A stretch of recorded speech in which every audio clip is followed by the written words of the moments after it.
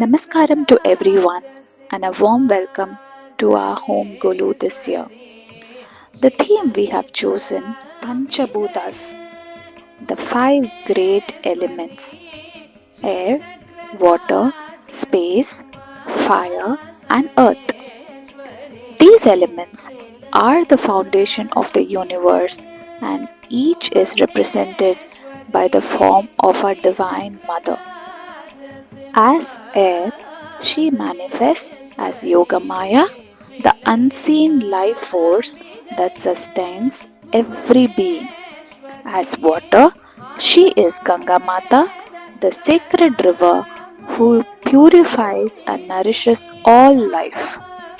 As space, she is Bala Tripura Sundari, the youthful goddess who embodies infinite beauty, knowledge, and the boundless cosmos.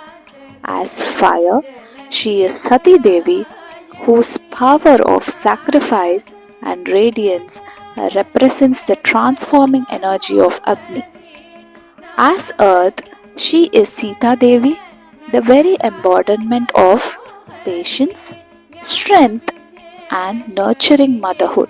Through our house Golu, we wish to show how the Divine Mother pervades every element of nature and every aspect of our lives. Now, let us take you into the story of each of these Devi forms and how they represent Panchabhutas. காற்று என்னும் மாபெரும் சக்தியின் அடையாளமாக எந்த தேவியை சொல்ல முடியும்? யோக மாயா. ஏனென்றால் காற்றே ஒரு மாயைதான். இருக்கிறது தெரியும், ஆனால் தெரியாது. உணர முடியும், ஆனால் தொட முடியாது. சுவாசிக்க முடியும், ஆனால் பிடிக்க முடியாது. இந்த மாயையின் ஸ்வரூபமான இந்த காற்று இந்த உலகத்துல வாகனங்களானாலும் மனிதர்களானாலும் எந்த உயிரினமானாலும் உயிரற்றதானாலும் எல்லாவற்றையும் இயங்க வைத்துக் கொண்டிருக்கிறது.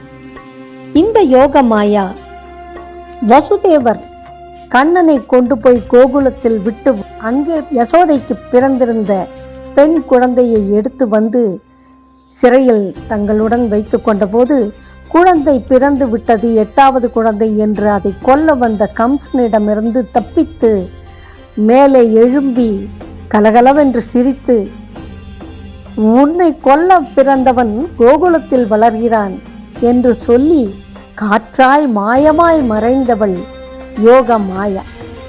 அவளை தவிர காற்றுக்கு வேற யார ஓமை சொல்ல முடியும்? அந்த தேவியை வணங்கும்.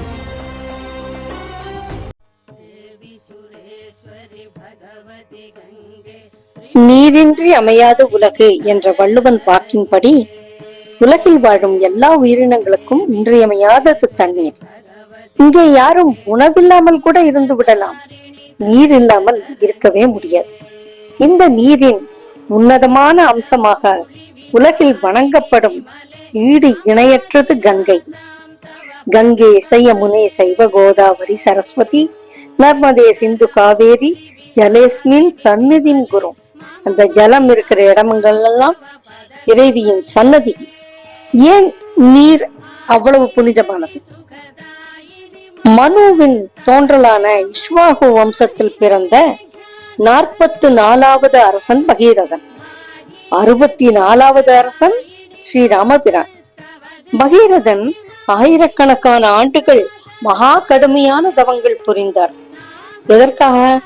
நற்கதி அடையாமல் துன்புற்ற தன் முன்னோர்களை பித்ருலோகத்திற்கு கரை சேர்க்க கங்கையை பூமிக்கு கொண்டு வந்தால்தான் முடியும் என்றதால் ஸ்ரீமன் நாராயணனை வேண்டி பல ஆயிரம் வருடம் பின் அவர் கங்கையின் வலிமையை பூமி எப்படி தாங்கும் என்று கேட்டதால் சிவபெருமானை வேண்டி பல ஆயிரம் வருடங்கள் தவம் செய்தார்.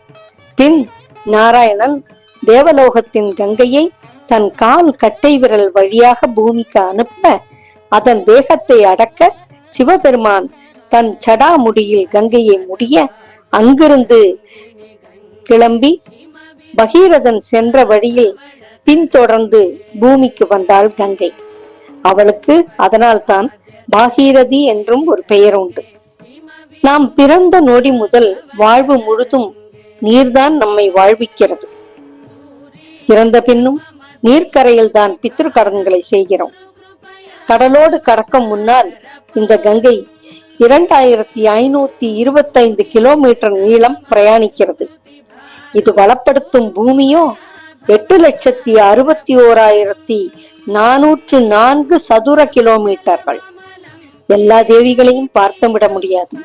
ஆனால் கங்கையை பார்க்கலாம், தொடலாம், அருந்தலாம், அனுபவிக்கலாம். கங்கா மாதா கி ஜெய்.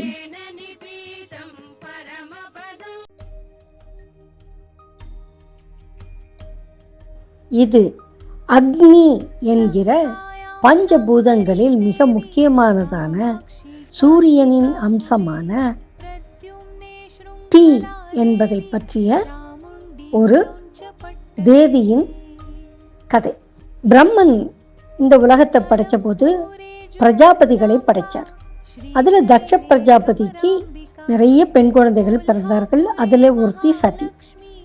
அவள் சிவபெருமானை தக்ஷனுடைய விருப்பத்துக்கு மாறா திருமணம் செய்து கொண்டதனால தக்ஷன் அவர்களை மதிக்கவே இல்லை. தக்ஷன் ஒரு பெரிய யஜ்ஞம் செய்த போது சதியும் சிவபெருமானையும் கூப்பிடவும் இல்லை, மரியாதையை கொடுக்கவும் இல்லை, அவிர்வாகமும் சிவனுக்கு கொடுக்கல. அதனால இதை தெரிஞ்ச சதி கோபப்பட்டு இது தப்பு அப்படின்னு போய் கேட்டபோது அங்கிருந்து விரட்டப்பட்டதனால அவள் இந்த யஜ்ஞம் நடைபெறாமல் போகட்டும்னு சபிச்சுட்டு அந்த யாக தீயில போய் விழுந்துட்டான். அப்போ இதை தெரிஞ்ச சிவபெருமான் ரொம்ப கோபம் கொண்டு தன்னுடைய சூலத்தால சதியுடைய உடலை அந்த யாக குண்டத்துல இருந்து எடுத்து ருத்ர தாண்டவம் ஆட ஆரம்பிச்சுட்டார். அதை பார்த்த மகாவிஷ்ணு இது நல்லதில்லை, ருத்ரன் இப்படி மனம் வேதளித்து போகக்கூடாது அப்படின்னு தன்னுடைய சக்கராயுதத்தால அந்த உடலை சத்தியோட உடலை துண்டுகளாக்கினார். அதை ஏவின உடனே துண்டுகளான அத்தனையும் இன்றைக்கும் நாம வணங்குற சக்தி பீடங்களா 51 இடங்கள்ல இருக்கு. இதுதான் அக்னி, சதி, நம்ம 51 பீடங்கள், இதற்கான கதை.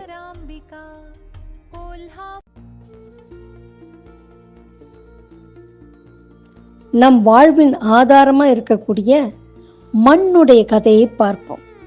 அதுக்கு சம்பந்தப்பட்ட தேவி யாரு? சீதையை தவிர வேற யாரா இருக்க முடியும்? பூதேவியின் அம்சமா ஜனகர் ஒரு யாகத்துக்காக நிலத்தை உழுத போது அங்கிருந்து ஒரு பெட்டியில் மிக அழகான பெண் குழந்தையாக வெளிப்பட்ட தெய்வம் சீதை, மகாலட்சுமி அம்சம். அவளுடைய கதை நம்ம எல்லாருக்கும் தெரியும். ராமனுடைய மனைவி, ராவணனால் தூக்கி செல்லப்பட்டு மிகுந்த கஷ்டங்களை அனுபவித்து பிறகு திரும்ப வந்தவள். இலங்கையிலிருந்து சீதையை சிறை மீட்ட ராமன் அயோத்திக்கு வந்து ராஜனாக முடிசூட்டி கொண்டான். சில காலம் மிக மகிழ்ச்சியாக கழிந்தது. ஒரு நாள் தன் பிரஜைகளில் ஒருவன் சொன்ன சொல் ராமனை மனம் புண்படுத்த, சீதைக்கு களங்கம் வரக்கூடாது, அவள் பெயர் இவ்வாறு தவறாக புரிந்து கொள்ளப்படக்கூடாது என்று சீதையை லக்ஷ்மணன் மூலம் மீண்டும் காட்டுக்கு அனுப்பிவிட்டார். அங்கே ஒரு ரிஷியின் பர்ணசாலையில் 2 ஆண் குழந்தைகளுக்கு தாயான சீதை தான் யார், எங்கிருக்கிறோம் என்பதை சொல்லாமலே இருந்தாள். ஒருமுறை ராமன் அஸ்வமேத யாகம் செய்வதற்காக தன்னுடைய குதிரையை எல்லா ராஜாக்களையும் வென்று வர அனுப்பிய போது அந்த குதிரையை லவகுச்சர்கள், ராமனுடைய மைந்தர்கள், பிடித்து வைத்துக்கொள்ள அங்கே சண்டையில் தோற்றுப்போன லக்ஷ்மணன் ராமனை கூட்டி வர அங்கே சீதையும் அவரது புதல்வரையும் கண்ட ராமன் சீதையை மீண்டும் அயோத்திக்கு அழைக்க, சீதை அதை மறுத்து அயோத்தி செல்ல விருப்பமில்லாமல் தன் மண் மாதாவையே கூப்பிட்டு பூமி தேவியை மேலே வரச் சொல்லி அவளோட சிம்மாசனத்தில் பூமிக்குள் ஐக்கியமானவள். இதுதான் சீதை மண்ணிலிருந்து பிறந்து மண்ணுக்குள்ளேயே அடங்கிய கதை. மண் அகழ்வாரை தாங்கும் நிலம் போல என்று தன்னை வெட்டியவர்களையும் தாங்குகிற பூமியின் பொறுமைக்கு இலக்கணமாயிருந்தவள் சீதை.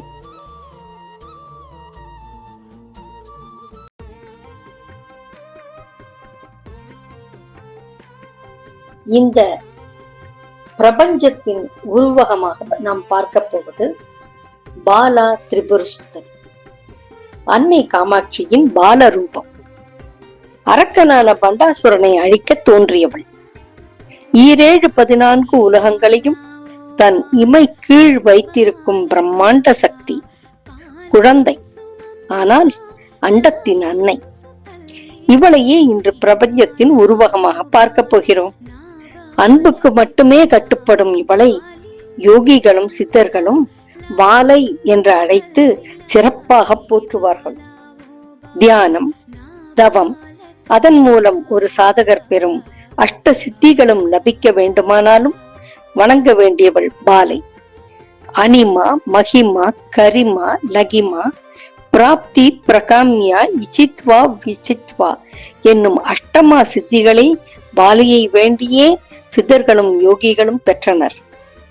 முருகனுக்கு நவபாஷாணத்தால் சிலை வடித்த போகர் உதவிய மற்ற சித்தர்கள் அனைவரும் ஆதாரமும் பாலையே.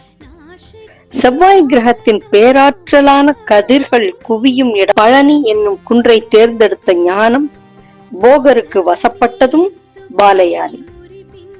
தேவி உபாசனையில் அனைவரும் அடைய விரும்புவது இவள் அருளைத்தான். இவளது மந்திரம் நவாக்ஷரி எனப்படுகிறது.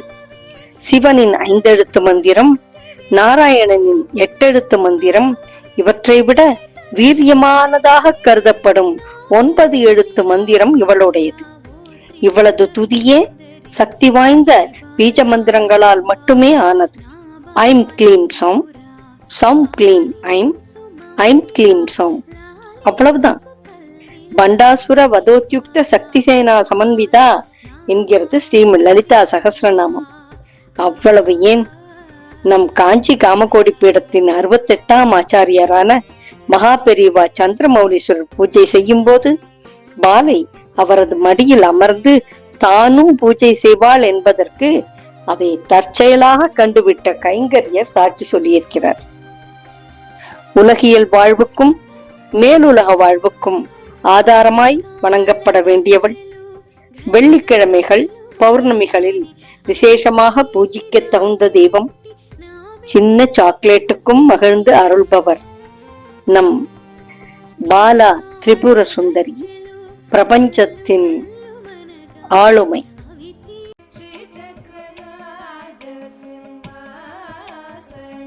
Our heartful thanks for taking the time and effort to attend our home Golu. Your presence made it even more special for us. Thanks for coming.